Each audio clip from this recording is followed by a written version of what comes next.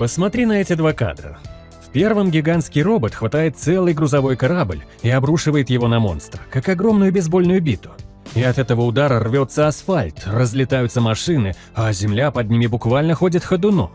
А во втором почти такой же робот легко разбегается, прыгает с крыши небоскреба и закручивает в воздухе эффектный удар с разворота, будто акробат. Самое интересное, что оба кадра из одной и той же франшизы. Только первый фильм собрал больше 400 миллионов долларов в прокате, и его пересматривают до сих пор, а про второй почти забыли. И дело тут не в бюджете и не в том, что графика вдруг стала хуже. Все решает одна простая вещь, которую современное кино слишком часто упускают – ощущение веса. И сегодня я хочу показать, из чего именно это ощущение складывается, потому что секрет здесь куда проще, чем кажется. Начнем с главного героя первого фильма – робота по имени Гипси Денджер. Он почти 80 метров ростом, размером с 25-этажный дом и весит около 2000 тонн. И вот вопрос – как заставить зрителя поверить, что эта махина действительно настолько огромна? Большинство современных боевиков пытаются впечатлить нас скоростью. Движение становится все быстрее, монтаж все резче, удары все стремительнее. Но именно из-за этого картинка часто выглядит ненастоящей. Герои словно ничего не весят, а гравитация будто бы на них вообще не действует. Гильермо Дель Торо, режиссер первого Тихоокеанского рубежа, понял одну вещь, мимо которой проходят многие постановщики. В фильмах про гигантов сила берется не от скорости, а от сопротивления. И за этим стоит вполне реальная физика, причем довольно любопытная. Чем больше становится объект, тем тяжелее ему двигать самого себя. И это не образное выражение, а закон, который описал еще Галилей. Если увеличить существо вдвое, его вес вырастет примерно в 8 раз, а сила всего в 4. Поэтому слон при всей своей мощи физически не способен прыгать, а крошечный муравей легко тащит груз в десятки раз тяжелее себя. Чем ты крупнее, тем труднее тебе вообще сдвинуться с места. Команда спецэффектов из студии ILM прекрасно это понимала. По-честному, робот такого размера должен был двигаться в несколько раз медленнее обычного человека. Настолько медленно, что любая драка превратилась бы в сплошную скуку. Поэтому аниматоры искали тонкий баланс. Достаточно быстро, чтобы бой захватывал, и достаточно тяжело, чтобы мы верили в его массу. И именно поэтому каждое движение робота в кадре выглядит так убедительно. Обрати внимание, как он наносит удар. Этот удар не возникает из ниоткуда. Сначала идет долгий замах, мы слышим скрежет механизмов, и кажется, что машина борется с собственным весом, чтобы вообще сдвинуть руку. Поднять корабль для нее целое усилие, а затормозить – это уже борьба с инерцией. И вот эта крошечная задержка перед каждым движением и делает удар по-настоящему весомым. Мы успеваем напрячься в ожидании, а когда он наконец достигает цели, то не просто выглядит мощным, он мощным ощущается. А теперь достаточно взглянуть на сиквел, чтобы понять, что происходит, когда это сопротивление убирают. Там роботы прыгают по крышам, делают подкаты и крутят вертушки, мгновенно набирая и сбрасывая скорость. И ровно в тот момент, когда они начинают так двигаться, 25-этажная махина внезапно перестает казаться огромной. Без сопротивления исчезает ощущение массы, а вместе с массой пропадает и вес каждого удара. Но одних только тяжелых роботов было бы мало, и Дель Торо это понимал, поэтому тем же правилам у него подчиняется еще и камера. В большинстве боевиков камера ведет себя так, будто у нее нет ни тела, ни веса, она свободно летает где угодно, выбирает любой угол и любое расстояние, лишь бы идеально показать сцену.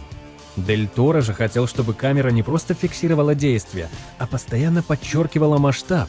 Поэтому почти все снято снизу, от самой земли. Это старый прием, который делает любой объект выше и внушительнее. А рядом с роботами в кадр специально помещают привычные вещи – машины, фонари, корабли.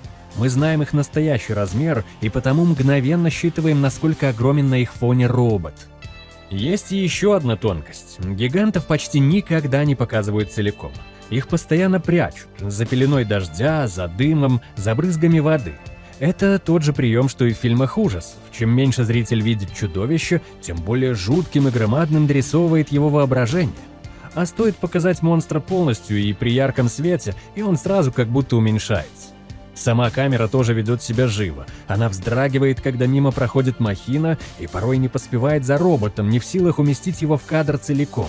Ровно так, как двигалась бы настоящая камера в руках оператора. В сиквеле все наоборот, и видно это с первой же крупной сцены. Робота показывают идеально чистым планом с дрона, он целиком в кадре, ровно по центру и прекрасно освещен. И вся угроза мгновенно улетучивается, потому что если камера может оказаться где угодно и показать все без труда, ничто на экране уже не давит на зрителя. И вес в этом фильме мы ощущали не только роботы, но и живые актеры на съемках внутри них, деталь, которую особенно любят фанаты. Дель Торо мог пойти по простому пути, как сегодня делают почти все.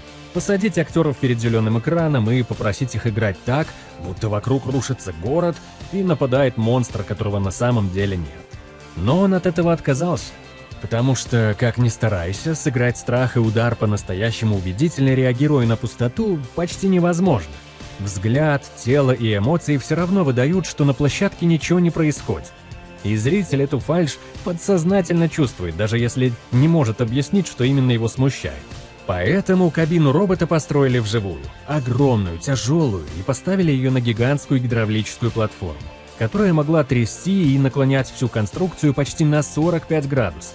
Самих актеров заковывали в массивные костюмы и пристегивали к механизмам, которые сопротивлялись каждому их движению, так что даже простой жест давался с усилием. Актер Чарли Хэннем потом вспоминал это как один из самых тяжелых физических опытов в своей жизни. Он сравнивал съемки с тем, будто ты в рыцарских доспехах часами занимаешься на эллиптическом тренажере, а сверху на тебя без остановки льют воду. Зато результат того стоил. Когда робот наносил удар, вся декорация швыряла актеров вместе с собой. А когда робота сбивали с ног, кабина откидывалась назад и трясла людей по-настоящему. Им не нужно было играть тяжесть. Они переживали ее собственным телом, и это видно на экране. И есть еще один уровень, на котором держится это ощущение веса. Сама хореография боев. В первом фильме у роботов множество ограничений, и кино их вовсе не прячет, а наоборот, постоянно о них напоминает. Эти машины тяжело сдвинуть, сложно починить, а для запуска нужна целая армия техников. Они громоздкие, неповоротливые, с жесткими суставами, и поэтому дерутся не как бойцы кунг-фу, а как борцы и уличные драчуны. Хватают, толкают, наваливаются всем корпусом. Монстры здесь тоже все разные, и по форме их тела сразу понятно, как именно зверь будет атаковать. Из-за этого каждая схватка превращается в маленькую головоломку. Гипси Денджер то запихивает целый грузовой контейнер монстру прямо в пасть, то вырывает у него из тела орган, который бьет электромагнитным импульсом и вырубает всю электронику. Город при этом перестает быть просто фоном и сам становится оружием и участником драки. И тут мы подходим к, пожалуй, самой важной мысли всего ролика. В хорошем экшене удар не заканчивается в момент попадания, после него обязательно что-то меняется. И лучший пример как раз в первом фильме. В разгар боя один из роботов обездвижен, и пилот внутри отстегивается от страховочных ремней чуть раньше, чем стоило бы. И именно в этот момент монстр бьет по кабине. Пилота швыряет о стену, и он ломает руку. Был бы пристегнут, остался бы цел, но стоило отстегнуться, и удар тут же его достал. Вот что значит, когда у действия есть последствия. Один удар по-настоящему меняет ход боя, и дальше героям приходится тяжелее. А теперь сравни это с сиквелом. Там в финале пилоты выпрыгивают из падающего с огромной высоты робота за мгновение до удара о землю, кувырком катятся по поверхности и поднимаются, как ни в чем не бывало. Это примерно то же самое, что выпрыгнуть из падающего лифта за секунду до того, как он рухнет на дно шахты, и спокойно отряхнуться. В первом фильме удар — это событие, у которого есть цена. В сиквеле удар — это просто красивый эффект. И вот что важно. Все это касается далеко не только Тихоокеанского рубежа. Точно так же ощущение веса растеряли и многие другие громкие франшизы. Вспомни поздних трансформеров Майкла Бэя, где дерущиеся роботы сливаются в одно мельтешащее месиво металла, и ты уже не понимаешь, где чья рука и кто кого вообще бьет. Или Форсаж, где машины летают между небоскребами, а герои выходят без единой царапины из аварий, в которых не выжил бы никто. Законы физики там будто просто выключили. Или финальные битвы вселенной Марвел, вроде финала Мстителей, где огромные армии сходятся в бою легко и невесомо, словно компьютерные фигурки на зеленом фоне. Техника сегодня позволяет нарисовать вообще что угодно, и постановщики все чаще забывают простую вещь. Кадр делает живым не полная свобода, а сопротивление. Когда герою все дается легко и любой удар ему нипочем, нам попросту незачем за него переживать. Первый Тихоокеанский рубеж помнит об этом в каждом кадре, и именно поэтому спустя годы его все еще пересматривают, цитируют и разбирают по деталям. У него даже вышло аниме-продолжение, а дорогой яркий сиквел почти стерся из памяти, оставшись скорее примером того, как легко потерять ощущение масштаба, если гнаться только за красивой картинкой. Потому что секрет тут и правда простой. Большинство фильмов пытаются силу тебе показать, а первый Тихоокеанский рубеж заставляет ее почувствовать. И когда тот самый робот медленно заносит над головой целый корабль, ты невольно задерживаешь дыхание, просто потому что всем телом чувствуешь, сколько он весит.